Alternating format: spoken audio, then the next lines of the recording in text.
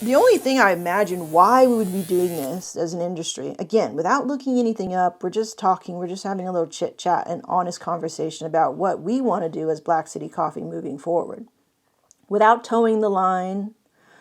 Because I mean, there's nothing wrong with towing the line, but like, I don't know if that's appropriate for us. You know, we're so small and tiny, and like we can pivot and move based on a whim, and we can do whatever we want.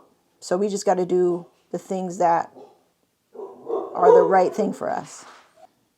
He's saying that we need to guide our customer to experience the coffee in a certain way so that they don't mess it up.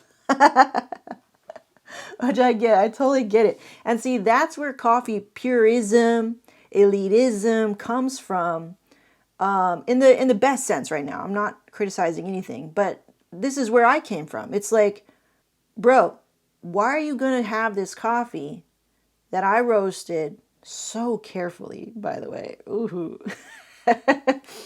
And you're going to ruin it by throwing it through your Keurig and whatnot, right? Of course, you're not going to taste the same thing as me. Then that's where coffee purism and elitism, I think, comes from for sure. Because you're like, hey, you didn't do it right, bro.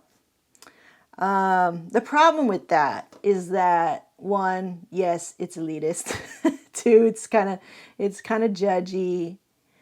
And another problem is too is like, hey, I tried to tell you to do it right. I tried to tell you to do it right, but you wanted to do your own thing and run it through a Keurig or whatever it may be, or I don't know, whatever. Or even V60, you know, he's talking about when I run it through a V60, it's still not as sweet or as good as what we taste on the cupping table. And I'm like, yeah, exactly. And that's exactly what I was thinking of too. And that's why I'm making this video. And that's so funny. We're talking about the same thing. It's like, okay, like, what do I do with this information moving forward, you know? Another issue too is the customer is like, hey, this doesn't taste like what you told me it's supposed to taste like. All the while, maybe you're brewing in a way that I didn't brew. And so that's the culprit right there. But then without having any insight or compassion for the roaster or the company that's making the coffee, and you just go to your Yelp review and go like, they didn't do it right or whatever. All the while, maybe your brewing methods didn't maybe match the sort of coffee that you bought, right? So it just seems kind of all, just again, not communicating well, not being collaborative in the communication between the customer and the roaster. You know what? This has just been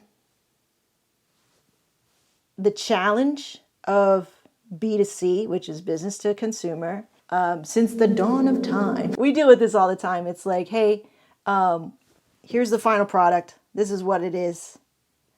We're going to give you some basic guidelines, suggested guidelines and tips and best practices.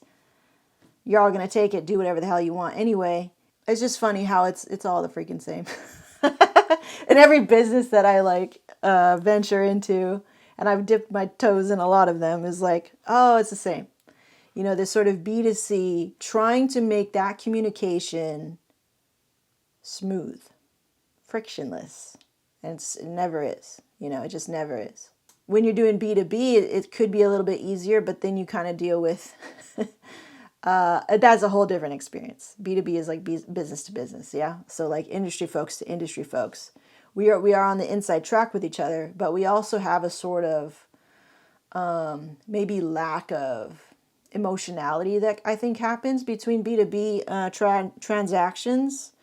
A sort of shortness that happens, whereas the B2C communication is potentially a lot more maybe fulfilling, emotionally fulfilling, but also maybe give you the most stress as well.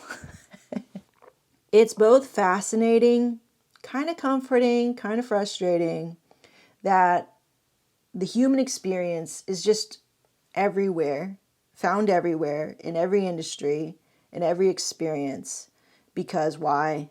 The number one common variable is what? Us. But we forget that, straight up, we forget that we're dealing with humans. We're human and we're dealing with humans. That's why. You want to know why? That's why.